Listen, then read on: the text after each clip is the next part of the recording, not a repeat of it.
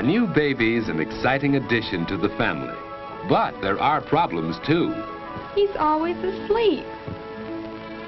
When's he ever going to be any fun?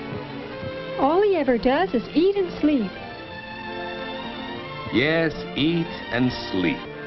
And that's just about all you did, too, when you were a baby. You had to depend on your mother for all the things that you needed. She had to feed you, to bathe you, to put you down to sleep. As you grow older, you learn to do more and more things for yourself. Some of these things you do so often that they become habits. Everybody has habits. Dad likes to read his newspaper every evening in this same chair. It's one of his habits. Habits are things you do naturally without having to think about them. Martha first had to think each step when she tied a bow knot. Now she can do it easily and quickly.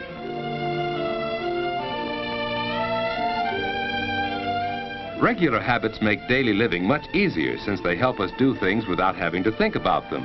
Some of the habits you learn now may stay with you all your life. All right, children. It's time to get ready for bed. I'm almost through with this chapter, Mother. It's time for bed, Susie. You go right to sleep now. Getting ready for bed at a regular time is one of the most important habits you can learn. A quiet hour or two before bedtime is part of this habit. It makes you feel relaxed and sleepy, ready for bed.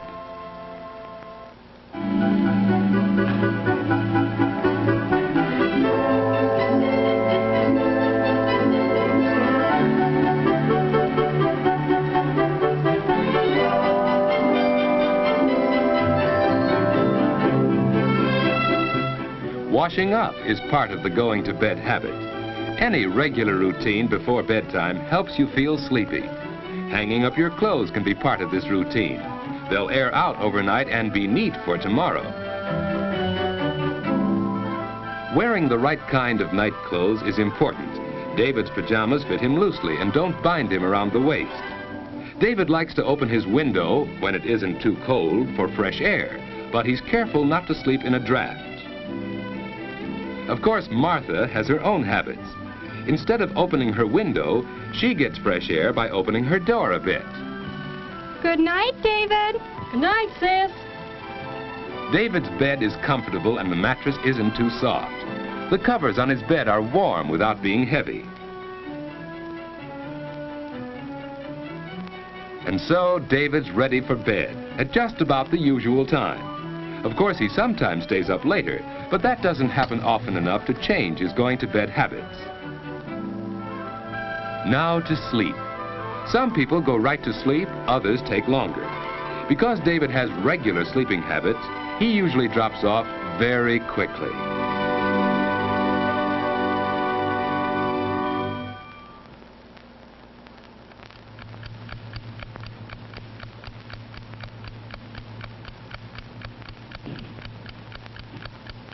David has probably never stopped to think what a wonderful thing sleep is. In sleep, the muscles of the body are relaxed. It's the most perfect way to relax that we have. Our breathing is slower and deeper when we sleep. The body's temperature is lower. Even the heart beats more slowly. The whole body is resting. To rest all our muscles, we turn in our sleep. Some people turn often, others not so often, but we all do it. It's a normal part of sound, healthy sleep. Dreams are normal too. Often they're suggested by things around us while we sleep.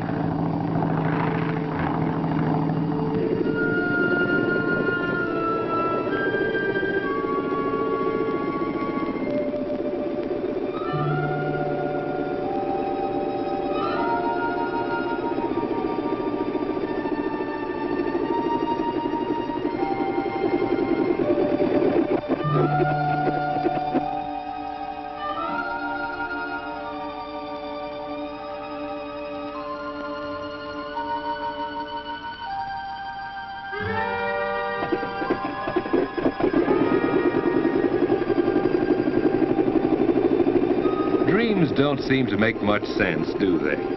That's because the brain is resting along with the body, so it's less alert when you sleep.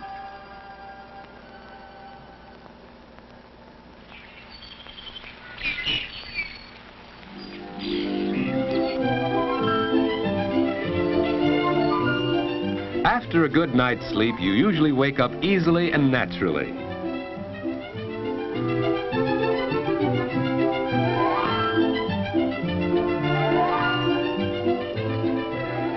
The alarm hasn't rung yet. David finds that he usually wakes up before it goes off. Of course, it takes him a little while to get fully awake. You're never at your best until at least an hour or two afterwards. That's one reason why getting up early is so important.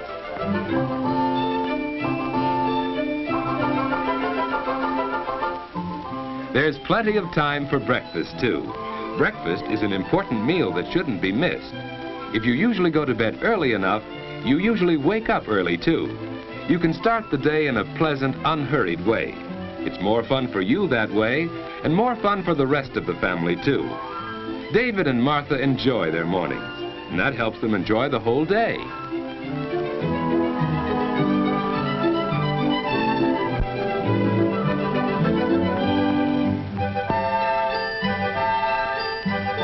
As the day goes on, you get more and more value from your regular sleeping habits. Plenty of sleep helps you to be bright and alert to the very end of the day. But what about bad sleeping habits? George just doesn't get enough sleep. And now in the afternoon, he's tired. It's hard for him to pay attention in class. When the teacher calls on him, George just can't seem to remember things that he really ought to know. George doesn't realize it, but his main trouble is bad sleeping habits. Last night, for instance... No, Muggsy. Don't rub me out. I didn't do it. Honest, I didn't. No rat's gonna squeal on me. You know too much, Limpy. You know I wouldn't sing, Muggsy. We've been pals too long. Slat saw you in the DA's office. Sure, I was there, but they didn't get nothing out of me. Then why was the coppers around here today? I don't know, Muggsy. I don't know. You squealed, that's why. You put the finger on me. You can't do it, Muggsy. You can't. You can't. Oh.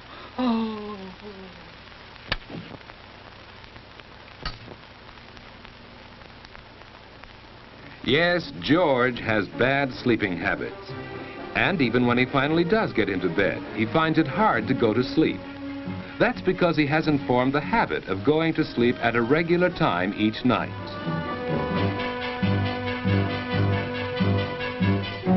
And it's just as hard for him to wake up in the morning. George! George!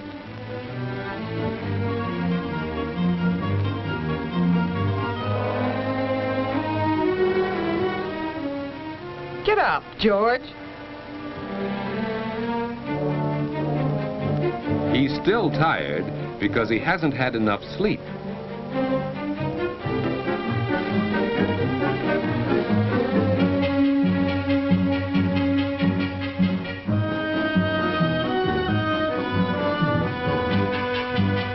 Hey, Mom, where are my books? On the mantel, dear.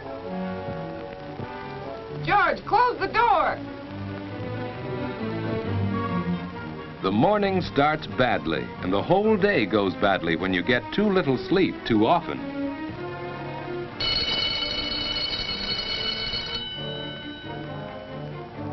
And even after class is over, you keep on paying the penalty for bad sleeping habits. You don't have much fun when you're tired and low in energy.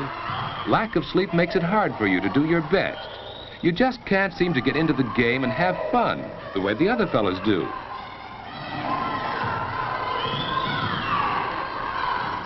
You're irritable and cross, hard to get along with.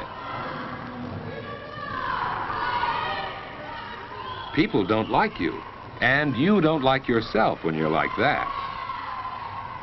Probably neither David nor George realize how important their sleeping habits are to the way they enjoy their waking hours.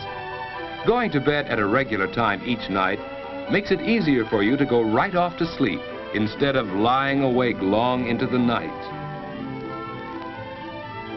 You wake up easily and naturally without having to be dragged out of bed. And most important, your day starts right and stays right. Both David and Martha have learned that good sleeping habits help you get the most out of everyday living.